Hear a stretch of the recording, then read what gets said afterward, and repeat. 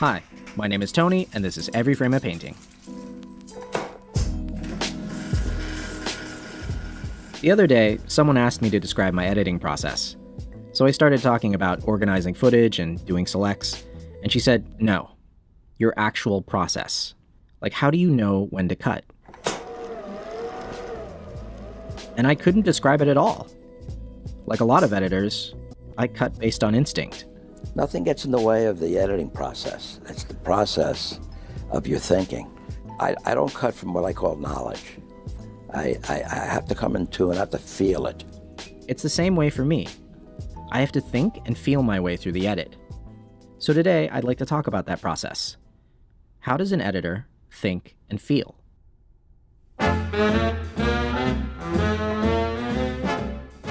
The first thing you need to know is that editing is all about the eyes. More than any other factor, the eyes tell you the emotion of the scene. And the great actors understand that they convey more through their eyes than through dialogue. I said, well, I haven't got anything to say.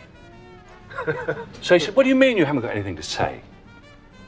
He said, of course you've got things to say. You've got wonderful things to say.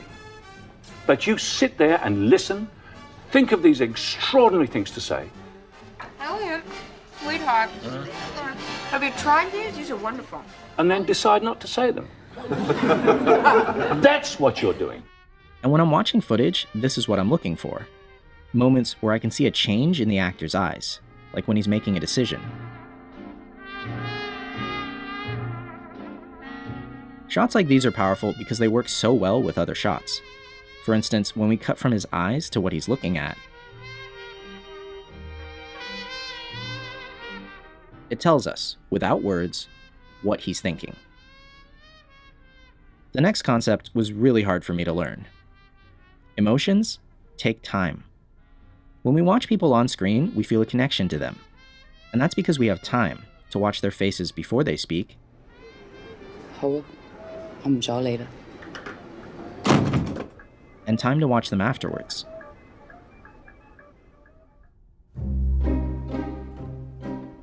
Editors have to decide, how much time do I give this emotion?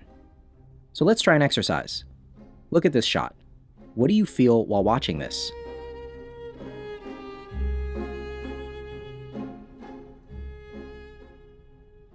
Now let's try it again. What do you feel while watching this?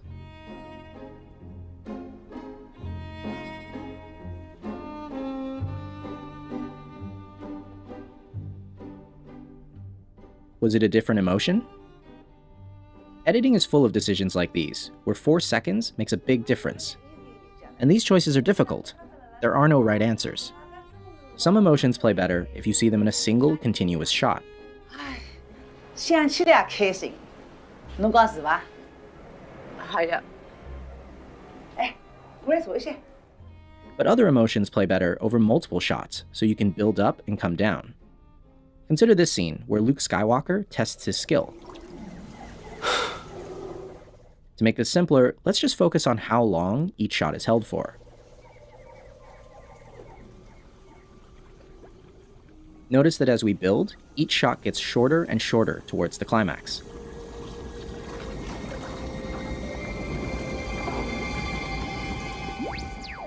But after 5 shots, we hit the peak and start coming down.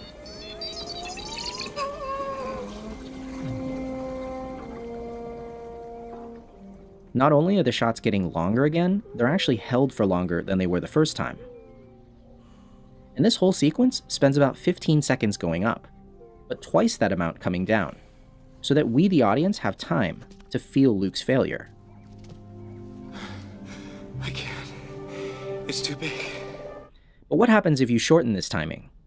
Let's take a look at a very similar scene, done more recently. See if you can feel the difference.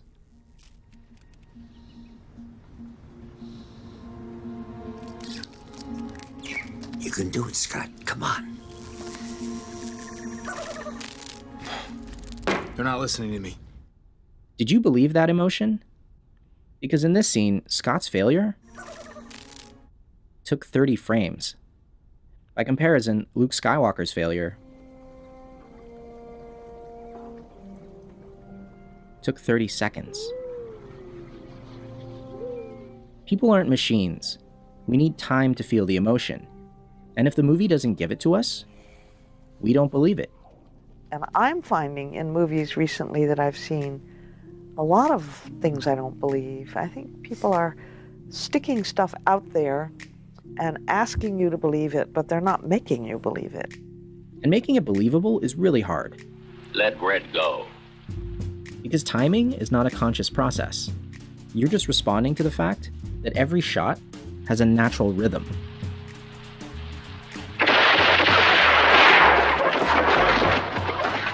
There's an inbuilt relationship between the story itself and how to tell a story and the rhythm with which you tell it.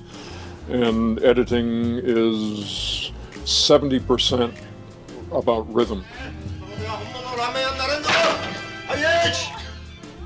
Sometimes the rhythm is obvious, like when the actor is doing something really physical.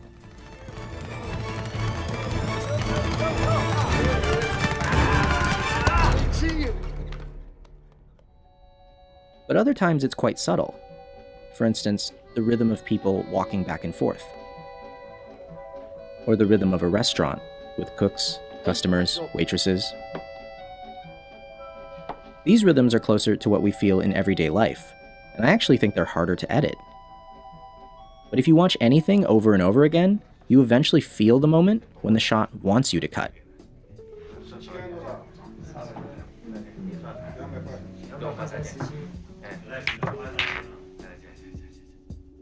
Classical Hollywood editing is all about cutting with the rhythm. And this is what we mean when we say that editing is invisible. The cut happens so naturally. Is there anything else you'd like to know about me? That you don't notice it. Would you like to go over to my room? But you don't always have to be invisible. Some emotions play better if you cut in a jarring way, like if someone is agitated.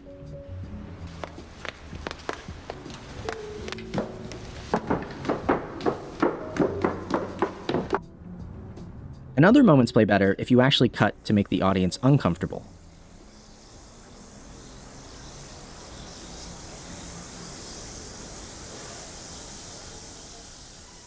One of the things Marty's always encouraged us to do is to sometimes hold just a little bit too long.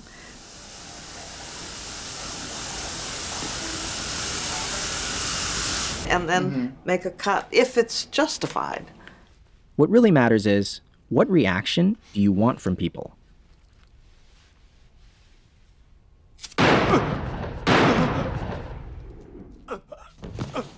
Because sometimes you can only get that with an unusual cut. And that brings me to my last point. If editing is so instinctive, how do you learn it? I only know one way. Practice. And editing is very similar to dance in that way. You can explain the rudiments of dance, but to really learn how to dance, you have to dance. You have to cut. And as you cut, you'll develop a sense of rhythm and emotion that's unique to you. I've been doing it for 10 years, and I'm still not there. But whenever I'm frustrated by an edit, I think about something Michael Kahn said. The beautiful thing about editing is, I guess maybe writers feel that way, I see all that film up there, it doesn't matter. I'm doing one piece at a time. One scene at a time, one cut at a time. When there's a lot of film, I just do one thing at a time. So take it one shot at a time. Because if you watch any image, Do it again. you'll see it has an emotion and a rhythm.